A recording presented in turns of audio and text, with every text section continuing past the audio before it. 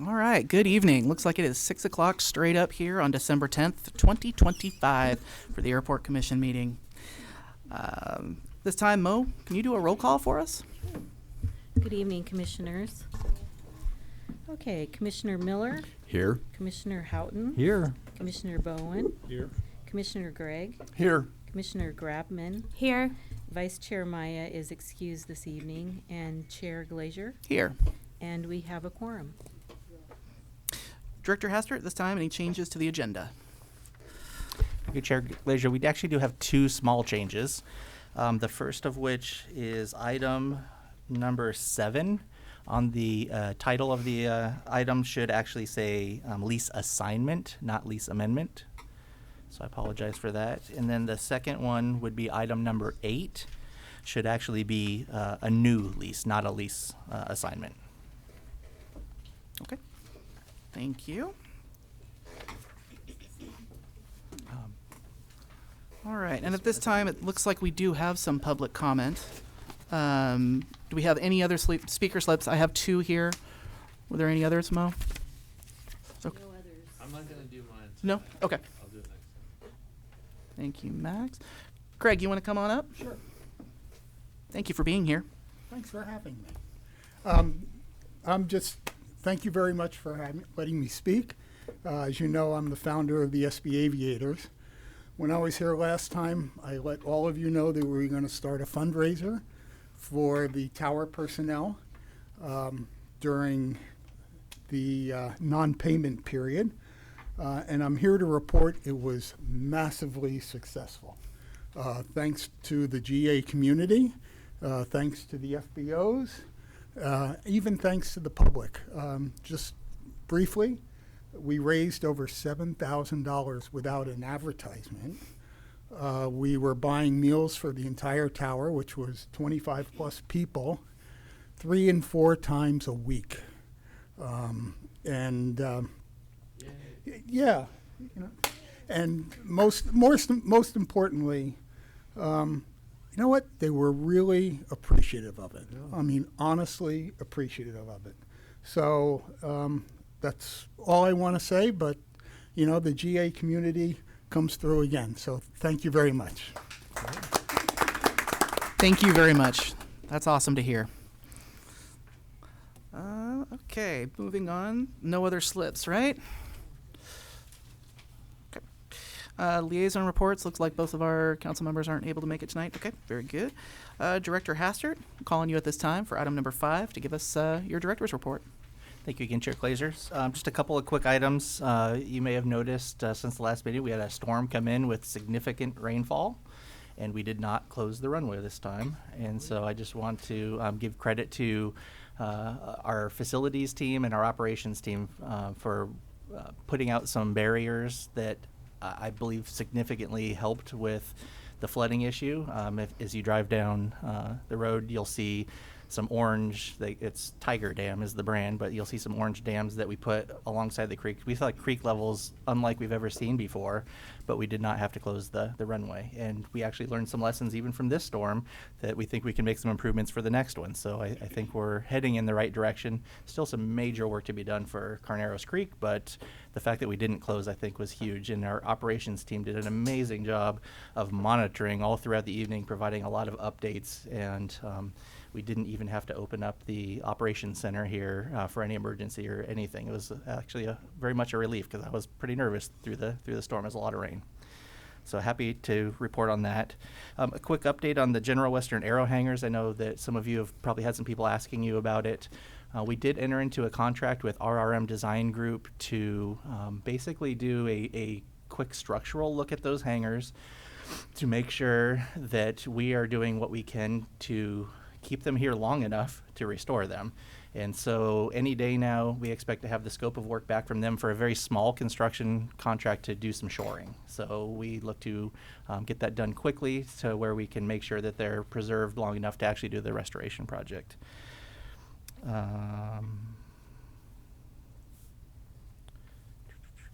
You may have seen in the news the unfortunate information about the Atlanta flight going away, and so I just wanted to give you a quick update on that. It was one of our routes that actually was doing well performance-wise. Unfortunately, it's a difficult route for the airline to schedule in their network because it's a single type of aircraft that can fly the route, the A220, and it pushed the envelope on crew rest when you had the same crew coming in for the flight. If they had any issues getting out of Atlanta, thunderstorms, things like that that delayed them leaving Atlanta, it would delay the morning flight. And so Delta is very serious about addressing customer complaints and being the great airline that they are. And so they tried to work some magic with the schedule and using crew for Salt Lake City and things like that. And ultimately, I think they decided that this is a lot of trouble for one flight in their whole network. So they made the decision to take Atlanta out of our route structure. But they did focus more on Salt Lake City now. And so we knew that Salt Lake City was going back to 3 flights a day.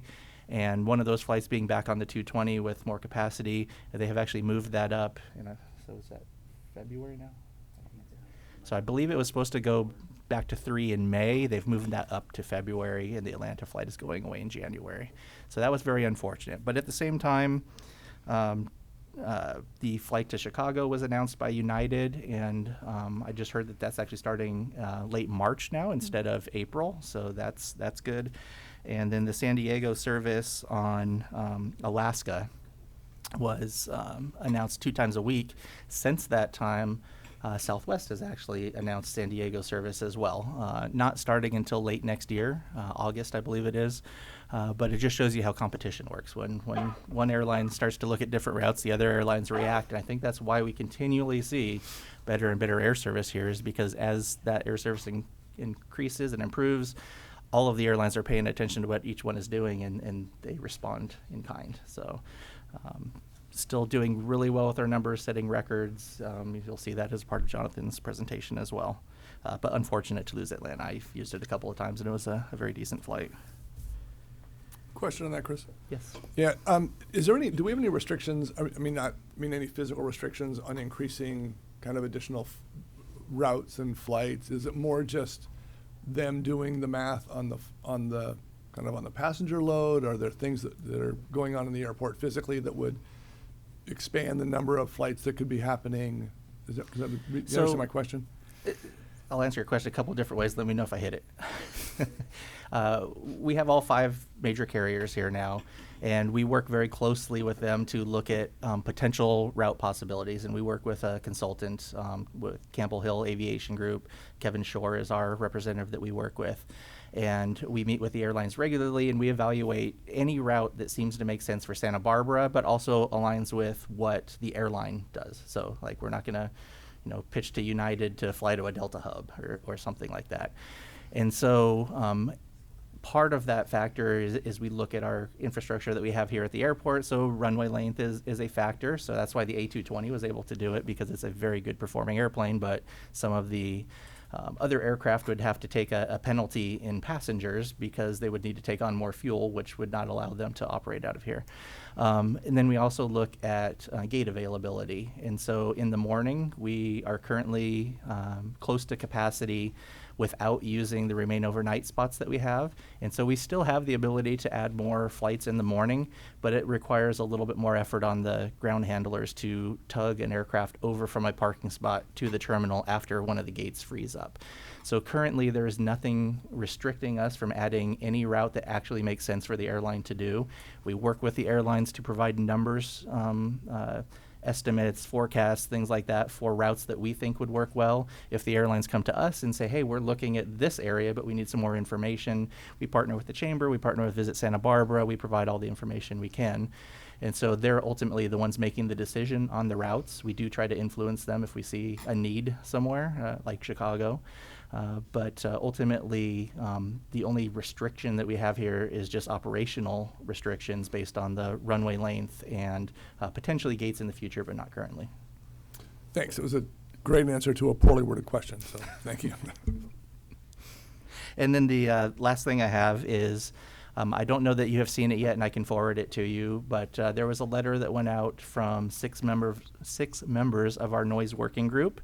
not satisfied with the progress that we're making in the time of that progress. We'll be putting out some more information about that soon. I will just say that I understand their frustration because things take a long time, and when aircraft are flying over your house and you're concerned about noise and it doesn't seem like anything is happening, I get the frustration. I will say in their letter they identified a few different things. 2 of them are very good things that we're actually working on. We have the contract in place with Flight Tech right now to design new approaches to the airport. The process takes close to a year to go through, and so that's not it's unfortunately not something that we can say, hey, we've done something, but we are working towards that.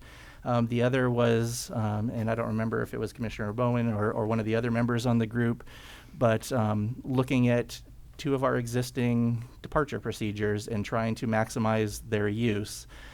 We instituted it, and within a day we had to rescind that because LA Center wasn't ready for that in their automation. And so the contract with Flight Tech actually helps us to coordinate with LA Center and make that happen. There were a few other things they put in their letter, like us trying to send our corporate traffic to Camarillo. Camarillo is going through the same issue we are with noise. That wouldn't be a good look for us to try to send traffic their way, nor would it even work, because if you're flying to Santa Barbara, flying to Camarillo doesn't really get you anything. Shortening the runway to limit flights, restricting gate use for flights, those are things that are not within the purview of the noise working group. And so we're going to be working with them to set some expectations and really try to work with them going forward. I am very proud of the work that we do, despite the frustration about it, because we could have easily said, there's FAA restrictions in place, there's things that we can't do, I'm sorry.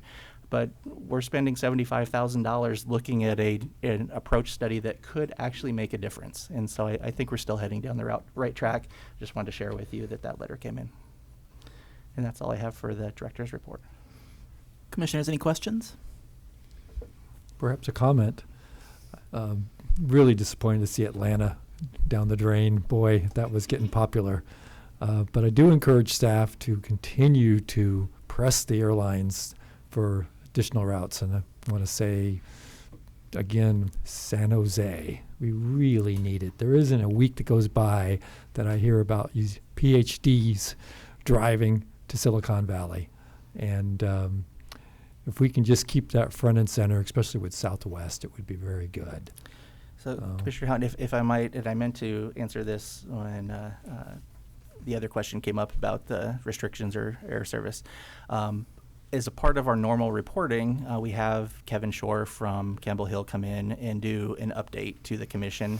I don't think I even sent this to Mo yet, but it looks like we may do that in March if everything works out on the calendar. I think he's going to be excited to share with you the work that we've done towards San Jose. And we do talk to the airlines about that route very regularly. And through cell phone data and mobilytics and things that we have available to us now with technology, we actually have a very good case to show you. We split up that Bay Area into San Francisco, Oakland, San Jose, and it's very underserved. And you'll be hearing more information about that, but we definitely are doing that. Great. And my only other comment is on Delta. We want to make sure that they remain very happy with us, especially Salt Lake City. In our agreement with them, I know there were promotional dollars made available. I'm wondering if we couldn't advertise Santa Barbara, Salt Lake City, Amsterdam. Today on the Whale Watch boat, I was with Germans and Dutchmen and South Koreans and English people. And when I heard that one of them was using a car service to drive them to LAX that will cost them almost $450 round trip, I said, don't you know you could take the 10:45 flight from Santa Barbara to Salt Lake City, have time to grab a coffee, and 90-minute layover to Ski Pole Airport? No idea. It seems like we could have a little tagline. I love our television commercials, especially on KTYD, that we couldn't say, hey, where are you going? I'm going to Amsterdam. I got a 90-minute layover in Salt Lake City. Seems like there's some value there. And the same thing, another passenger brought up an issue in Arches National Park. And I said, do you go there often? He says, yes. How do you get there? Then I hear about the Southwest flight that does this and does that. And I said, you can fly on the 10:45 flight to Salt Lake City, rent your car, and still do a sunset hike in Arches National Park. Maybe not this time of year, but most other times of the year. So it seems like some little push, just having some fun, just a one-liner to just remind people this Salt Lake City connection is so important to really visit the Colorado Plateau and Northern Europe, and seems like we just need a little more news about that. So thank you, Commissioner Houghton. So obviously when we do a new route, we do have airline incentives. That's usually used up within the first year, but it would fall into our normal marketing program. We have to be careful that we market all of the airlines equally, but what our marketing team has been doing is picking certain routes and highlighting them. Yeah. And so if the Amsterdam one is one that works well, I'll mention that to the team, and maybe that can be one of the next ones they do with Delta. They do coordinate with the airlines themselves to see which routes they're actively trying to do a little bit better on. But if it fits in with that conversation, happy to share that with them. Thank you. Staff's doing a great job with our new routes. I really appreciate it. So, Any other comments? I just wanted to say, the work that was done over the last year, the investments that were made in order to shore things up to ensure that the airport did not flood like it did in prior years. I mean, we've all seen those charts that you guys created and how that all looks if we lose 3 days, 4 days. With the amount of water we got, that was really incredible that we were able to do what we were to keep this airport open. $300,000-$400,000 in lost economic activity for say 3 or 4 days at a minimum, plus the multiplier effect on all the restaurants and the hospitality industry in this town and beyond. Really was an excellent investment, and I give you guys some serious kudos for the work you did, because that's a lot of hassle that a lot of people didn't have to deal with this year. So thank you for doing that. Thank you. I'll pass that on to our staff. Also want to say our facilities manager estimated, just based on the amount of rainfall that came in and the different waves that came through, we potentially would have shut down 3 different times in that last storm. So yeah, it's incredible. Nice work. All right, that brings us to the consent calendar. Subject to the change to number 7, needs to say assignment, and number 8, that would be the amendment. New lease. Sorry, new lease. Are there any other questions or clarifications on the consent calendar? Paul? Just a quick question on the lease assignment for New Clipper Aviation. Is that still going to be a high-end flight school, or is it a different type of business? Do you want to speak to that one? I can. And then I'll let John Feldhams, our property manager, answer that a little bit more. He's been dealing closer with them on their actual. So yes, it'll be CFI, which he specializes in Cirrus training. So yeah, it'll be if you want to call it high end, it's another flight school that's going to be coming in. Yes. Okay, that sounds like a good match for our airports. We have regular flight school and Cirrus. That's good to hear. I had one other quick question. The lease assignment number 8 to ME Incorporated, is that our existing vendor? Yeah, and so that's the one that's not an assignment. So this was just some extra space in the terminal for more restaurant capacity. Correct.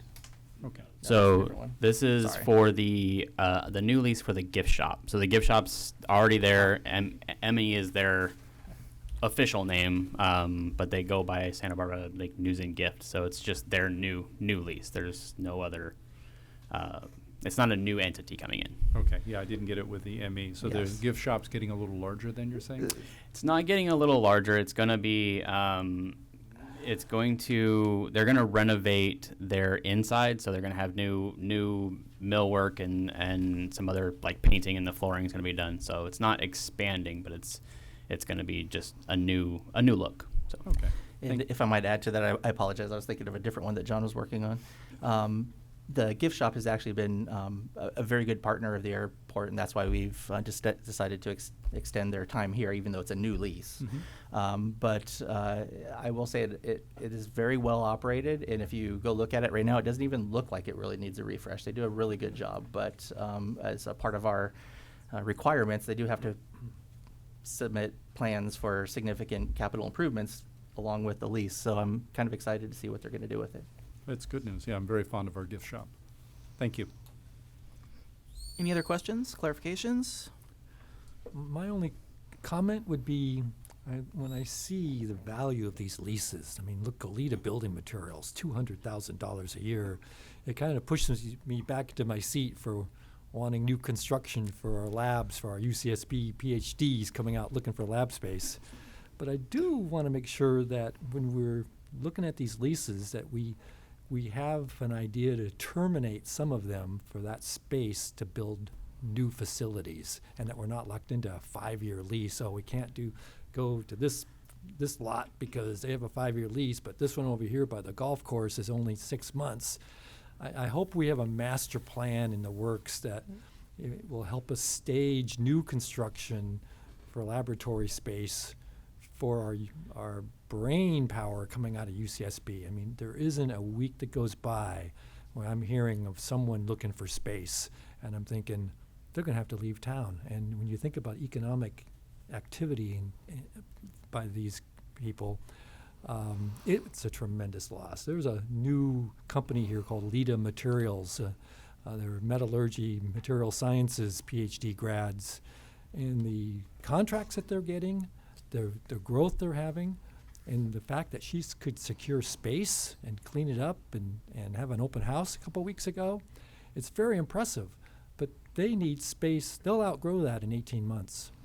And so we really need to be thinking more about this. And if we get locked into 5-year leases and we have to avoid certain parcels because of that, it's really paramount that we do develop a master plan that we can go to city council saying, this is our plan, and if we can work with developers to help organize this, we should. It's very important. So Commissioner Houghton, if I might, that is definitely what we're working on. I've asked John and his team to look at all of the properties over there, come up with a good list of when the leases are running out, which ones we might want to renovate in the future if the building's very rundown, needs to be removed, whatever. As you see some of these leases, some of them on the back half, like Goleta Building Supplies, these are long-term tenants that I believe serve a very important function also in the community. I do think that you'll see plenty along Hollister that it still has that same opportunity that you're looking for. So we're trying to balance it all. Thank you. Any other comments? Any speaker slips? None? All right. Well, subject to those two changes, can I get a vote or a motion? Motion to approve. Thank you. Second. Thank you. All in favor? Aye. Aye. Any opposed? Any abstentions? Vote passes unanimously. All right. Back to you, Director Hastert, for administrative reports. So I'm going to pass on to Jonathan Abad, our business manager, to go over the item. Good evening, Jonathan Abad here, business manager, and tonight I'll be presenting to you our fourth quarter, fiscal 2025 fourth quarter financial review. You may have to hit the switch on the side, Jonathan. I see, outside. Got it, okay. Oh, there we go. And, yep, SBA hit another record, almost 1.5 million total passengers at the end of June 2025. And terminal revenues up almost 20%. Commercial aviation revenue up 3 3/8. And non-commercial aviation up 1.29%. Commercial industrial revenue is pretty flat. That's due to some, it reflects planned vacancies tied to some property improvements that we're doing and redevelopment. And at the end of the fiscal year, we came in pretty close to budgeted lease revenue of about, it's at $30.9 million. And terminal leases, like I mentioned, was up 20% from the prior year due to strong results driven by parking, almost 25% up. Restaurants and retail, that's 20% up, and ground transportation revenues about 22%. Parking, we had some rate increases there as well as in the ground transportation. And here. And for commercial aviation, up 3.72%. With now the landing fee, you'll notice is fairly flat. That's because we have landing fee abatement for new routes. Delta was a new route, so we didn't collect landing fee with them, even though we had record employments. That's why landing fee was fairly flat because of that kind of like promotion we have. And then we have RON and boarding bridges fee up 10.75%, fuel 12%. Non-commercial aviation up about 1.3%, reflects a steady general aviation demand and tenant relationship. And overall, if you combine all the airline related, that's commercial aviation and terminal revenues, it makes about 64% of our total lease revenues, or about 19.87 million. And the other half, which is non-airline related, that's commercial industrial, and non-commercial aviation makes up the other 36% of our revenue base. If I might just add one quick comment on that, Jonathan, there's some confusion on the terminology that I've talked to somebody else about when you talk about commercial aviation. That really is focused on the airline side of things. We do have businesses that you would still associate with commercial activity, but really when we say commercial, we're talking about airlines. Thanks for the clarification. It makes sense. And let's see here. We have, okay, there we go. And here we are, total revenues. And I went through all the leases. The transfer in there, you'll notice $1 million for fiscal 25, $1 million of it is the CFC. Oh wait, $1 million of it is airport capital. Oh, the transfers. Yeah, we had an extra $1 million actually from savings in capital to kind of fund some unanticipated increases in expenses from PFAS, and there's terminal generator repairs or some unanticipated things. And in the expenses, we got salaries and benefits up about 15% over 2024. That's due to filled vacancies. We're as full as we've ever been on the staffing here. COLAs, benefits, and additional overtime. We started the aviation screening program this fiscal year. And supplies and services up about 8% due to higher costs and unanticipated repairs. In the special projects, there's one-time, like $1.5 million that we paid on development fees with City of Goleta based on 6,100 properties a while back. And also that includes that line includes PFAS expenses and shuttle services. And in the transfers out, that includes the cost of capital going to our capital fund, debt service, and other transfers to other fund. And other expenses in fiscal 24 includes in fiscal 2024, you see the $438,000 where we don't have it. This fiscal year, that was a one-time concessions that we paid to our terminal concessions from the COVID relief fund. And there we go. Revenues ended 33.7 million, and very close to what we projected in the budget. And expenses ended with some savings, although keep in mind there's about $1 million in the supplies and services and special projects that is encumbered and rolling over for the next year that wasn't completed in the, excuse me, that wasn't spent in this particular year, but since it's encumbered, we're anticipating, we have that every year. Things that we've encumbered continues on every year.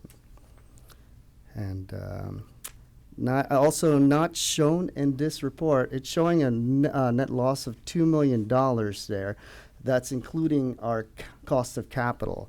And not including on there, at the end of June, we just got approved for PFC. $3.6 million of that is kind of reimbursing us for what we spent on the airport portion of FAA granted projects. So that's helping our bottom line. And $1.5 million of it is going to our capital for a new ARF truck. We got increased from index B to C due to bit larger planes. And thanks to increased employments, we're getting more PFC money, so we're able to leverage that fund to help us out on that. So Jonathan, if I might just interject, I think most of you probably understand what PFCs are, but it's the passenger facility charge. So that's the fee that goes on your airline ticket, because those that are maybe watching online may not know what that is either. So because we have more passengers, obviously there's more passenger facility charges that are collected. That's right. We get about $4.50 per passenger on that. So as passenger number goes up, the more money we get on that, and the more we can leverage it. There we go. And I want to end off with some major accomplishments and milestones. Through the fiscal year 25, we did a large pavement study, and we repaved the whole Firestone Road. And I wanted to highlight this one, the Hangar 14. Initially, we were anticipating spending hundreds of thousands of dollars in replacing those doors. But we have staff that knows how to do some welding, and they were able to do it for like a tenth of the price. And so we saved a lot of money, so I wanted to highlight that. And for terminal improvements, we did a jet bridge modernization, upgrades, and replacements. And terminal water dispenser, we finally got the good water in the terminal. Everybody, we get a lot of requests for that. And we also expanded some seating in the restaurant, increases the revenue. There it is. That's it. Yeah. And we took care of some big expenses and escalator upgrades there. And for the financial operations, like I mentioned, we just got approved a $5.1 million in PFC application. And we also have permanently moved the terminal employees out of the paid parking, so that gives us more room for customers that are paying, and also avoided getting our lots full during the busy times. And it helped the employees, and they don't have to use the shuttle, so it's more convenient for everybody. If I might just comment really quick on that first one that you mentioned, the pavement study, that one's a very big project for us, because as we see all of the airlines using mainline aircraft now and going to 737s where there used to be regional jets, our pavement is taking a huge hit. And so you'll see a lot of our AIP, FAA-funded airport improvement program projects coming mostly for taxiway rehabilitations. So it sounds like a small thing doing a pavement study, but very important for us. I just wanted to highlight that. Thank you. Just wanted to end by saying that all these accomplishments reflects the airport's dedication to the operational excellence, sustainability, and strategic growth. Thank you. Thank you, Jonathan. Any questions, comments, clarifications? Paul? Just a couple ones. Under expenditures, the $1.5 million that went to the city of Goleta for development fees. I'll take that one, And Justin. we're in the city of Santa Barbara, so I'm confused. What were we paying the city of Goleta for? So this dates back for years ago, but when we developed 6100 Hollister, and then I think there were some other developments that were planned at the time, there was some back and forth with the city of Goleta and potential litigation. We ultimately settled with the city of Goleta, And a part of that was the airport paying for a portion of projects that went forward. And so those projects have been on hold for a long time, but the Eckel Fowler extension and some of those other related projects around the airport are actually moving forward with the city of Goleta now. And so we had a percentage of those projects that we committed to paying for through that settlement agreement, and that is what that amount is. Okay, that's very good news on that. And curiosity question, the terminal employees parking relocation, where do our employees park now? Yeah. Yeah, they are at the very southernmost part. What building is that? The old Atlantic parking lot? The old Atlantic building, yes, the That's what I 90 thought. spots, yeah. So that's enough to accommodate, through the day, there's probably 150 cars, but there's 90 spots in there, so I guess it's always full there. That's a good plan. You're doing well. Thank you. That's all I have. Go ahead, Bruce. I was just curious, I didn't spot it in here. What is the state of the reserve right now, and what's the policy reserve? Unfortunately, I don't have that ready for you. Usually have it for the budget when presenting the budget. And also, while I'm presenting this, the city's still finishing up their single audits, so the numbers are still changing a little bit. We won't have the final reserve numbers till about maybe by January. Right now, we have just estimate. We're estimating, it's just really rough. We're estimating maybe $2 million and above policy reserve at the moment. So Jonathan, if you could maybe touch on what is policy reserve? Oh, yes. Okay. So the city has policy of roughly 25% for contingency and disaster reserves and capital reserves. So roughly about 25% of operations got to be set aside for reserves, and that's for So in case of disasters and So the city has a policy for enterprise funds, and that's what Jonathan had mentioned, that it's 25% of our operating costs for the annual budget, and then some capital set-asides and reservations for that.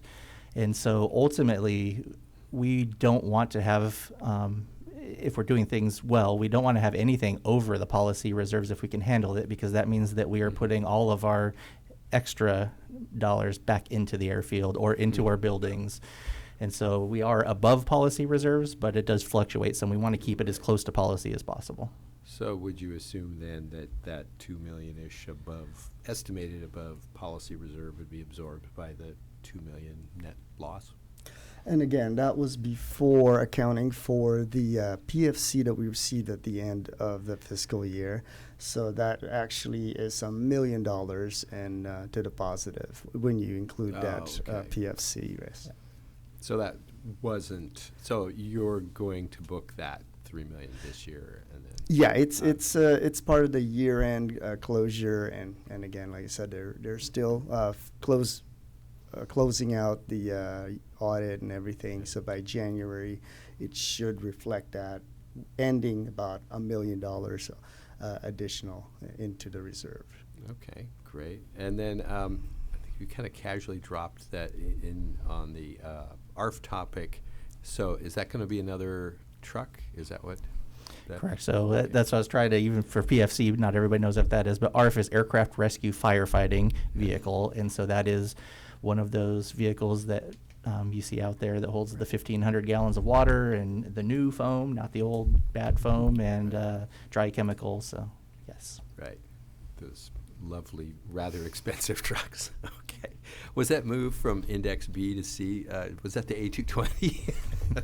Pushed us over the edge? More than 737. It contributed to it, but yes, it's just all of the mainline activity that we have here that used to be regional jets is what pushed us over that. And it's done based off length of aircraft. So the 737 9s and 10s that come into here really are the ones that push you over. And I will say the switch that we made is putting that under the PFCs, because we did have extra money coming in from the PFCs. So there is no match to that. So that will purchase the full ARF vehicle. And what that does is frees up that $1.5 million to be back in our airport improvement program to go towards other projects where we do have a roughly 10% match. Great. All right, thank you. Any other questions? Just had a couple of questions and comments. I know you talked about the transfer in per PFAS. Was that a grant that covered that? No, that we don't have a grant for that. This was we had some savings in a capital fund that helped. We transfer it to the operating to help pay for these unanticipated expenses or increase in expenses. Okay. And then, obviously very, very good to hear that the PFC has covered the operating loss that we're showing on this document.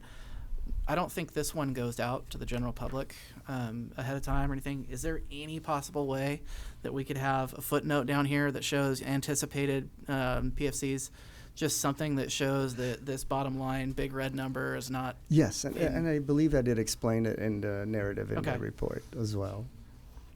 If I might add, John just reminded me, we mentioned the ARF truck, we mentioned PFAS, and I said the good foam. I don't know how much I've shared. I think I might have shared this last time, but I can't remember now. But we have fully transitioned all of our extinguishing agents that we have here, whether it be in the main hangars or within the ARF trucks, from the former aqueous film forming foam that had PFAS in it to what's called F3, fluorine-free foam. And so that transition has been completed at our expense. Our representative, federal representative, Salud Carbajal, actually put forward legislation to have us be able to be reimbursed for that. It continues to be a topic for approval. It hasn't been approved by the Senate yet, but we're actually hopeful to be able to recover that cost in the future. And so we've tracked all of the information, and we have that ready to submit if they ever do approve it. So we are hoping for reimbursement for some of that PFAS-related transition. Great. Any other questions?